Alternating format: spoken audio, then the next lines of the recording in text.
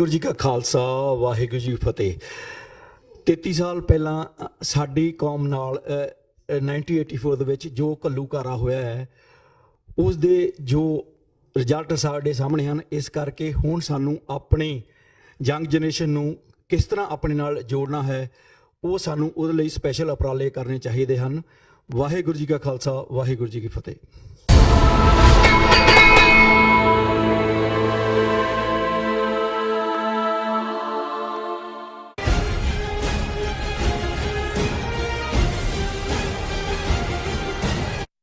ਦਰਸ਼ਕੋ, break ਤੋਂ ਬਾਅਦ ਤੁਹਾਡਾ ਸਭ ਦਾ ਨਿੱਘਾ ਸਵਾਗਤ ਹੈ। ਜੋ ਅੱਜ ਦਾ ਸਾਡਾ ਦੂਸਰਾ ਇਸ਼ੂ ਸੀ ਇਹ ਸੀ ਕਿ ਦਿੱਲੀ ਵਿਖੇ ਸਿੱਖ ਪਿਓ ਪੁੱਤ ਨੂੰ ਕੁੱਟਣ ਵਾਲੇ ਮਾਮਲੇ ਦੀ ਆੜ ਵਿੱਚ RSS ਮੀਡੀਆ ਅਤੇ ਹਿੰਦੂਆਂ ਵੱਲੋਂ ਸਿੱਖਾਂ ਨੂੰ ਨਿਸ਼ਾਨਾ ਬਣਾਇਆ ਜਾ ਰਿਹਾ ਹੈ। ਇਸ ਉੱਪਰ ਡਾਕਟਰ ਸਾਹਿਬ ਨੇ ਆਪਣੇ ਵਿਚਾਰ ਦਿੱਤੇ। ਹੁਣ ਆਪਾਂ ਜੋ ਅਗਲਾ ਥਰਡ ਇਸ਼ੂ ਹੈ ਉਸ ਉੱਪਰ ਆਪਾਂ ਡਾਕਟਰ ਸਾਹਿਬ ਕੋਲੋਂ ਉਹਨਾਂ ਦੇ ਵਿਚਾਰ ਸੁਣਦੇ ਹਾਂ। ਉਸ ਤੋਂ ਬਾਅਦ ਜੋ ਤੁਹਾਡੀਆਂ ਲਿਖਤਾਂ ਨੇ, ਤੁਹਾਡੇ ਮੈਸੇਜ ਨੇ, ਉਹ ਸਾਨੂੰ ਮਿਲ ਚੁੱਕੇ ਨੇ। ਲਿਖਣ ਲਈ ਤੁਹਾਡਾ ਸਭ ਦਾ ਬਹੁਤ-ਬਹੁਤ ਸ਼ੁਕਰੀਆ। ਤੁਸੀਂ ਸਾਡੇ ਨਾਲ ਇਸੇ ਤਰ੍ਹਾਂ ਹੀ ਬਣੇ ਰਹਿਣਾ, ਅਸੀਂ ਉਹ ਵੀ ਸ਼ੇਅਰ ਕਰਾਂਗੇ ਤੁਹਾਡੇ ਨਾਲ। ਜੀ ਡਾਕਟਰ ਸਾਹਿਬ, ਕੀ ਕਹਿਣਾ ਚਾਹੋਗੇ? ਦੇਖੋ, ਆਏ ਦਿਨ ਹੁਣ ਇਹ ਹੁੰਦਾ ਹੈ ਕਿ ਦੁਨੀਆ ਦੇ ਵਿੱਚ ਕਿਤੇ ਕੋਈ ਕੰਪਨੀ ਆਪਣੇ ਪ੍ਰੋਡਕਟ ਦੇ ਉੱਤੇ ਗਣੇਸ਼ ਦੀ ਫੋਟੋ ਲਾ ਦੇ, ਕੋਈ ਹੋਰ ਲਾ ਦੇ, ਜਿਹੜੀ ਕਿ ਇਹਨਾਂ ਦੇ ਫਨੀ ਇਹਨਾਂ ਨੇ ਆਪ ਹੀ ਬਣਾਈਆਂ ਹੋਈਆਂ ਮਿਥੀਕਲ ਗੋਡ ਨੇ ਜੀ, ਔਰ ਇਹ ਪੂਰੇ ਪ੍ਰੋਟੈਸਟ ਕਰਦੇ ਨੇ ਜੀ ਸਾਡੀਆਂ ਧਾਰਮਿਕ ਭਾਵਨਾਵਾਂ ਆਹਤ ਕਰਤੀਆਂ, ਕੰਪਨੀ ਵਾਪਸ ਲਏ, ਐਮਾਜ਼ੋਨ ਪ੍ਰੋਡਕਟ ਨੂੰ ਵਾਪਸ ਲਏ। ਦੂਸਰਾ, ਅਸੀਂ ਹਮੇਸ਼ਾ ਹੀ ਇਸ ਗੱਲ ਦਾ ਦੁਨੀਆ 'ਚ ਜਿਹੜਾ ਉਹ ਹਮਾਇਤ ਕਰਦੇ ਹਾਂ ਕਿ ਕੋਈ ਵੀ ਕਿਸੇ ਦੇ ਧਾਰਮਿਕ ਜਜ਼ਬਾਤਾਂ ਨੂੰ ਨੁਕਸਾਨ ਨਾ ਪਹੁੰਚਾਇਆ ਜਾਏ, ਇਸ ਕਿਸਮ ਦੀ ਕੋਈ ਗੱਲ ਨਾ ਕਰੇ ਜੀ।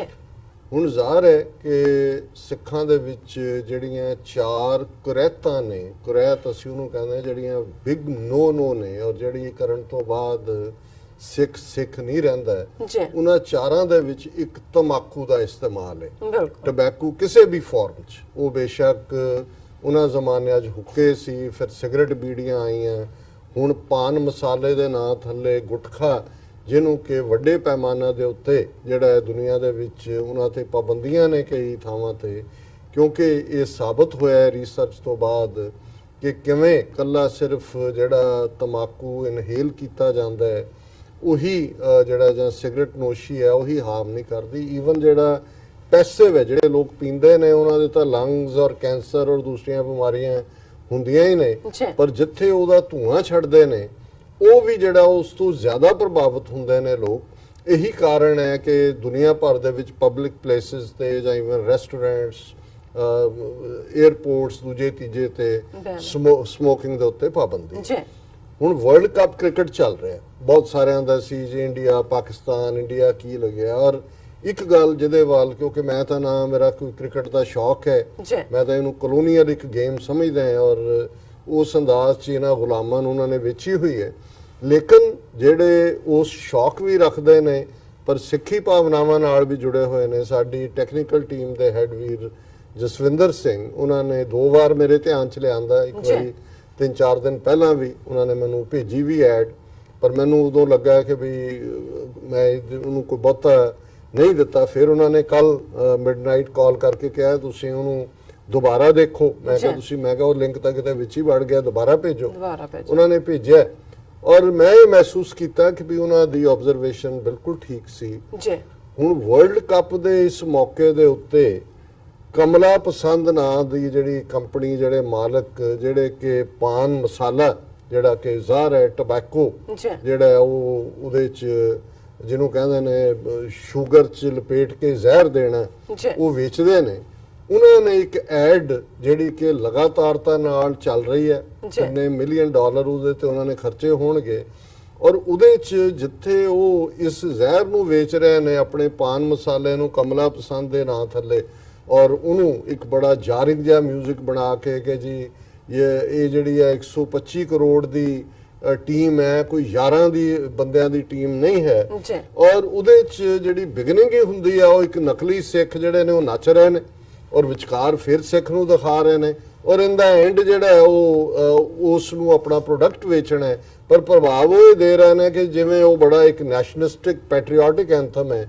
ਸੋ ਇਸ ਦੇ ਉੱਤੇ ਗੱਲ ਕਰਨ ਤੋਂ ਪਹਿਲਾਂ ਅਸੀਂ ਆਪਣੀ ਟੈਕਨੀਕਲ ਟੀਮ ਨੂੰ ਕਵਾਂਗੇ ਕਿ ਉਹ ਜ਼ਰਾ ਐਡ ਚਲਾ ਦੇਣ। ਹਾਲਾਂਕਿ ਅਸੀਂ ਇਹਨਾਂ ਨੂੰ ਨੈਗੇਟਿਵ ਪਬਲਿਸਿਟੀ ਨਹੀਂ ਦੇਣਾ ਚਾਹੁੰਦੇ, ਲੇਕਿਨ ਜੇ ਤੁਸੀਂ ਗੱਲ ਕਰਨੀ ਹੈ ਤੇ ਆਪਣੇ ਲੋਕਾਂ ਨੂੰ ਘੱਟੋ ਘੱਟ ਇਹ ਸਮਝ ਹੋਣੀ ਚਾਹੀਦੀ ਹੈ ਕਿ ਅਟੈਕ ਕਿਹੜੇ ਪਾਸਿਓਂ ਹੈ। ਉੱਥੇ ਸਿਰਫ ਫਿਜ਼ੀਕਲੀ ਦਿੱਲੀ ਪੁਲਿਸ ਜਾਂ ਯੂਪੀ ਜਾਂ ਦੂਜੇ ਚ ਨਹੀਂ ਹੈ, ਉਹ ਸਾਨੂੰ ਕਿਵੇਂ ਉਹਨਾਂ ਚੀਜ਼ਾਂ ਦੇ ਨਾਲ ਜੋੜ ਰਹੇ ਨੇ ਜਿਹੜੀਆਂ ਵਿਵਰਜਿਤ ਨੇ। ਬਿਲਕੁਲ ਇਹ ਇਵੇਂ ਹੀ ਹੈ ਜਿਵੇਂ ਕੋਈ ਬੀਫ ਦੀ ਜਿਹੜੀ ਹੈ ਉਹ ਐਡਵਰਟਾਈਜ਼ਮੈਂਟ ਦੇ ਰਿਹਾ ਹੋਏ ਤੇ ਇੱਕ ਤਿਲਕ ਲਾ ਕੇ ਤੇ ਵੱਡੀ ਬੋਦੀ ਜਿਹਨੂੰ 4 ਗੰਢਾਂ ਦਿੱਤੀਆਂ ਹੋਣ, ਉਹ ਪੰਡਤ ਖਲੋਤਾ ਕਹਿ ਰਿਹਾ ਹੋਏ ਕਿ ਜੀ ਜਿਹੜਾ ਗਾਂ ਮਾਸ ਦੇ ਇਹ ਗੁਣ ਨੇ, ਜਾਂ ਕਿਸੇ ਮੁਸਲਮਾਨ ਨੂੰ ਇਸਤੇਮਾਲ ਕੀਤਾ ਹੋਏ ਉਸ ਦਾ ਪੂਰਾ ਜਿਹੜਾ ਉਹ ਸੂਰ ਵੇਚਣ ਦੇ ਲਈ। ਸੋ ਇਹ ਇਵੇਂ ਹੀ ਹੈ, ਤਮਾਕੂ ਵਰਸਟ ਹੈ ਜਿਹੜਾ। ਔਰ ਸਾਡਾ ਇਤਿਹਾਸਕ ਵੇਰਵਾ ਹੈ ਕਿ 10ਵੇਂ ਪਾਤਸ਼ਾਹ ਗੁਰੂ ਗੋਬਿੰਦ ਸਿੰਘ ਸਾਹਿਬ ਗੁਜ਼ਰ ਰਹੇ ਸੀ ਖੇਤਾਂ 'ਚ, ਔਰ ਮੈਂ ਉਸ ਗੁਰਦੁਆਰਾ ਸਾਹਿਬ ਦੇ ਦਰਸ਼ਨ ਕੀਤੇ ਨੇ। ਪੌੜ ਸਾਹਿਬ ਗੁਰਦੁਆਰਾ ਹੈ, ਧਰਮਸ਼ਾਲਾ ਤੋਂ 25 ਮੀਲ ਦੂਰ ਨਗਰੋਟਾ ਭਗਵਾ ਨਾਂ ਦੀ ਥਾਂ ਹੈ, ਔਰ ਉੱਥੇ ਸ਼ਾਮ ਦਾ ਵੇੜਾ ਸੀ, ਸੂਰਜ ਅਸਤ ਹੋ ਰਿਹਾ ਸੀ, ਸਨਸੈਟ ਹੋ ਰਿਹਾ ਸੀ, ਔਰ ਘੋੜਾ ਅਚਾਨਕ ਜਿਹੜਾ ਉਸਨੇ ਆਪਣੇ ਪੌੜ ਜਿਹੜੇ ਨੇ ਉਹ ਪੱਥਰ ਤੇ ਗੱਡ ਦਿੱਤੇ, ਔਰ ਗੁਰੂ ਸਾਹਿਬ ਨੇ ਫਿਰ ਉਹਨੂੰ ਜਿਹੜਾ ਤੋੜਨਾ ਚਾਹਿਆ, ਸਿੱਖ ਉਤਰ ਕੇ ਦੇਖਿਆ। ਉਹਨਾਂ ਨੇ ਕਿਹਾ ਜੀ ਕਿਉਂਕਿ ਸਿੱਖ ਇਹਨੂੰ ਜਗਤ ਝੂਠ ਕਹਿੰਦੇ ਸੀ ਤਮਾਕੂ ਨੂੰ, ਅੱਜ ਵੀ ਕਹਿੰਦੇ ਨੇ ਕਿ ਇਹ ਦੁਨੀਆ ਦੀ ਝੂਠ ਹੈ। ਉਹਨਾਂ ਨੇ ਕਿਹਾ ਜੀ ਜਗਤ ਝੂਠ ਦਾ ਖੇਤ ਹੈ। ਸੋ ਗੁਰੂ ਸਾਹਿਬ ਨੇ ਸਿੱਖਾਂ ਨੂੰ ਇਹ ਕਿਹਾ ਕਿ ਦੇਖੋ ਈਵਨ ਜਾਨਵਰ ਵੀ ਜਿਸ ਨੂੰ ਐਕਸੈਪਟ ਕਰਨ ਤੋਂ ਇਨਕਾਰੀ ਹੈ, ਇਹ ਸਿੱਖ ਦੇ ਲਈ ਬਿਲਕੁਲ ਜਿਹੜਾ ਹੈ ਬਵਰਜਤ ਹੈ। ਹਾਲਾਂਕਿ ਚਲੋ ਜਿਹੜੇ ਲੋਕ ਇਸਤੇਮਾਲ ਕਰਦੇ ਨੇ, ਅਸੀਂ ਉਹਨਾਂ ਦੇ ਕੋਈ ਮੁੱਢਲੇ ਹੱਕਾਂ ਦੇ ਉੱਤੇ ਛਾਪਾ ਨਹੀਂ ਮਾਰਨਾ ਚਾਹੁੰਦੇ, ਪਰ ਜਿਸ ਮਜ਼ਹਬ ਦੇ ਵਿੱਚ ਇਹ ਇਸ ਕਦਰ ਨੋ ਹੋਏ ਔਰ ਉਹਨੂੰ ਤੁਸੀਂ ਐਡਵਰਟਾਈਜ਼ਮੈਂਟ ਦੇ ਵਿੱਚ ਇਸਤੇਮਾਲ ਕਰੋ ਆਪਣਾ ਪਾਨ ਮਸਾਲਾ ਵੇਚਣ ਦੇ ਲਈ, ਔਰ ਕੋਈ ਪ੍ਰੋਟੈਸਟ ਸ਼੍ਰੋਮਣੀ ਕਮੇਟੀ ਦਿੱਲੀ ਕਿਤੇ ਬੁੱਤ ਬਣ ਰਹੇ ਨੇ ਗੁਰੂ ਸਾਹਿਬ ਦੇ, ਔਰ ਇਹ ਇੱਕ ਇੰਨਾ ਵੱਡਾ ਜਿਸ ਵਰਲਡ ਕੱਪ ਨੂੰ ਮੇਰਾ ਖਿਆਲ ਹੈ 1/6 ਹਿਊਮਨ ਕਾਈਂਡ ਦੇਖਦੀ ਹੈ, 1 ਬਿਲੀਅਨ ਲੋਕ ਦੁਨੀਆ ਭਰ ਦੇ ਵਿੱਚ ਟੀਵੀ ਸਕਰੀਨਸ ਨਾਲ ਗਲੂ ਹੋਣਗੇ, ਔਰ ਇਹ ਲਗਾਤਾਰਤਾ ਦੇ ਨਾਲ ਸਿੱਖ ਨੱਚ ਰਿਹਾ ਕਿ ਜੀ ਉਹ ਕਮਲਾ ਪਸੰਦ ਤਮਾਕੂ ਵੇਚ ਰਿਹਾ। ਸੋ ਮੈਂ ਆਪਣੀ ਟੀਮ ਨੂੰ ਕਹਾਂਗਾ ਕਿ 1 ਮਿੰਟ ਉਹ ਦਿਖਾ ਦੇਣ, ਫਿਰ ਇਸ ਦੇ ਉੱਤੇ ਅਸੀਂ ਅੱਗੇ ਗੱਲ ਕਰਾਂਗੇ। ਜੀ ਡਾਕਟਰ ਸਾਹਿਬ।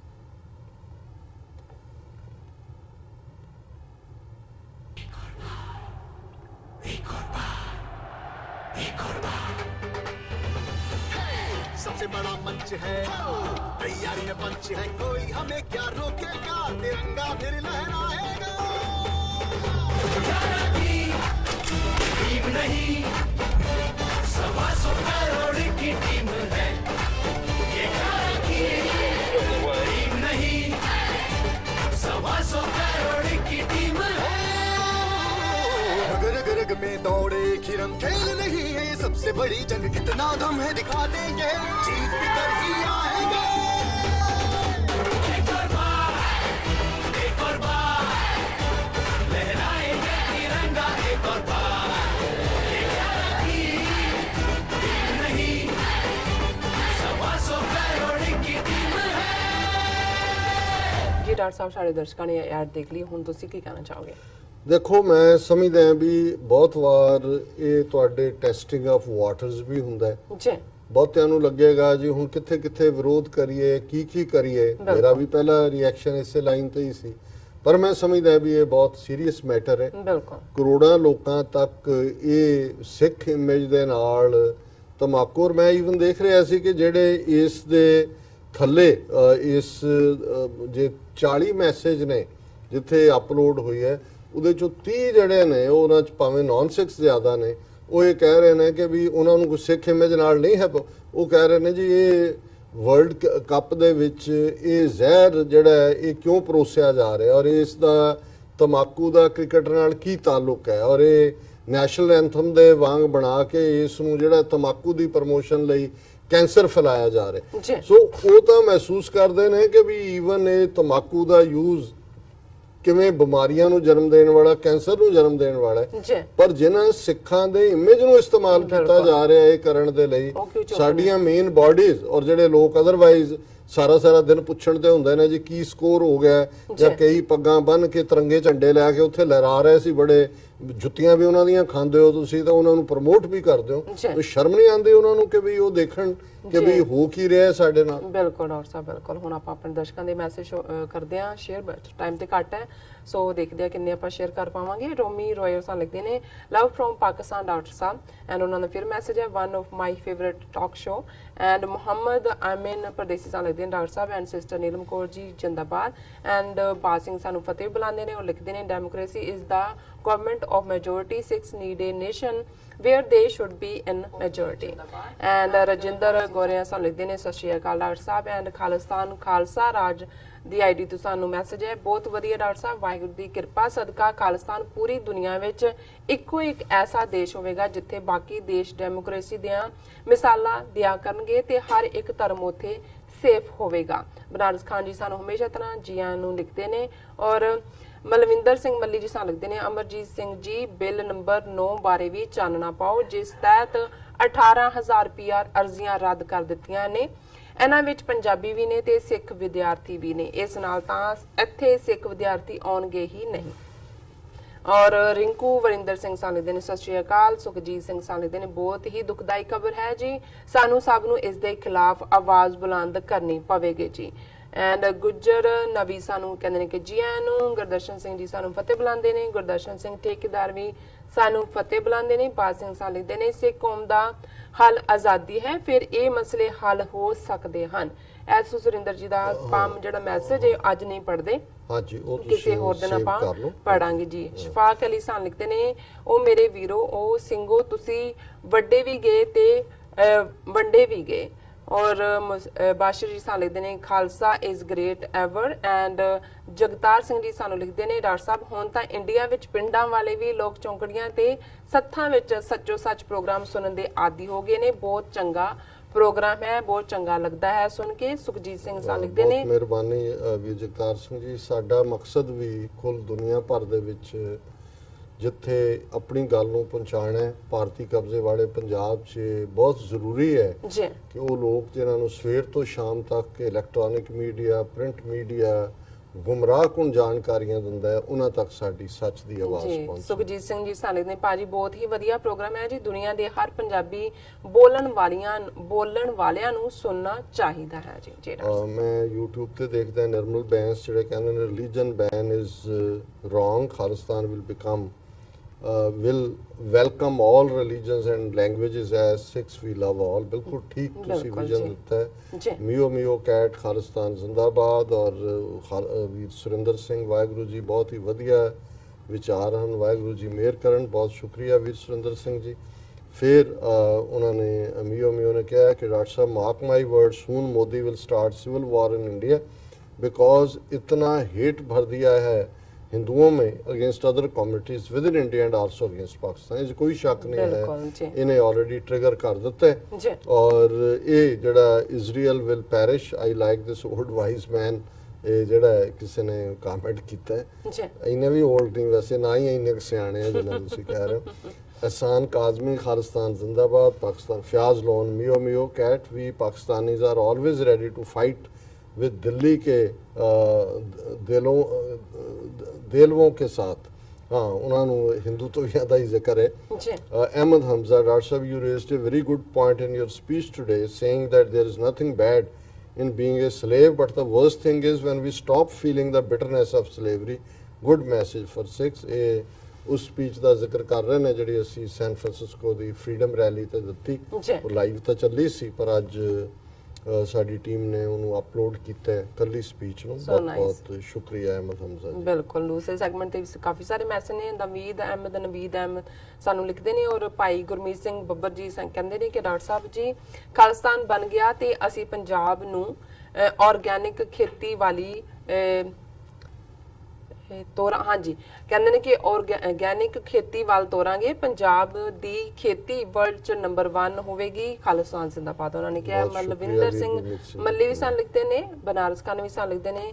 ਫਿਰ ਸਾਨੂੰ ਅਮਰੀਕ ਸਿੰਘ ਸੈਂਡੀ ਵੀ ਸਾਨੂੰ ਲਿਖਦੇ ਨੇ। ਬੱਬਰ ਸ਼ੇਰੇ ਖਾਲਸਾ ਪੰਥ ਵੀ ਲਿਖਦੇ ਨੇ। ਕਰਨੈਲ ਸਿੰਘ ਭਰਾਵਾ ਵੀ ਸਾਨੂੰ ਲਿਖਦੇ ਨੇ।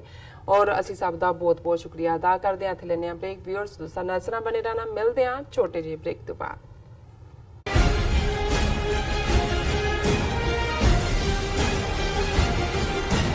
ਕੀ ਤੁਸੀਂ